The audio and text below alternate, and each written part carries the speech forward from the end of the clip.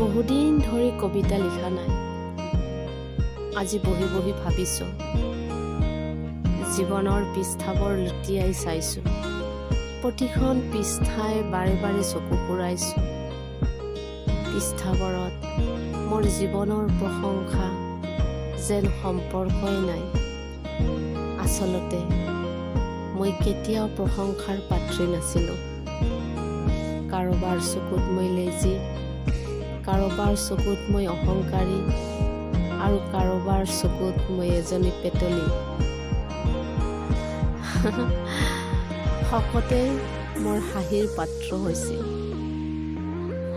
আৰু আজি এটি ডাঙৰকৈ উশাহ লৈছোঁ। উশাহ লৈ ভাবিছোঁ, মোৰ জীৱনৰ পৰা মই প্ৰশংসা বিদায় দিম। প্ৰশংসাক মই কেতিয়াও হাত বাউলি নামাতো। মোৰ কৰ্ম মই কৰি যাম, মোৰ ভাল লগাবোৰ মই কৰি যাম, আৰু প্ৰশংসাক মই চিৰবিদায়। মোৰ কবিতাটি শুনি যদি ভাল লাগিছে তেন্তে হ'লে ছাবস্ক্ৰাইব, লাইক আৰু শ্বেয়াৰ কৰিবলৈ নাপাহৰিব। ধন্যবাদ। আজি বিদায় লৈছোঁ। আকৌ আহিম মোৰ কবিতা লৈ।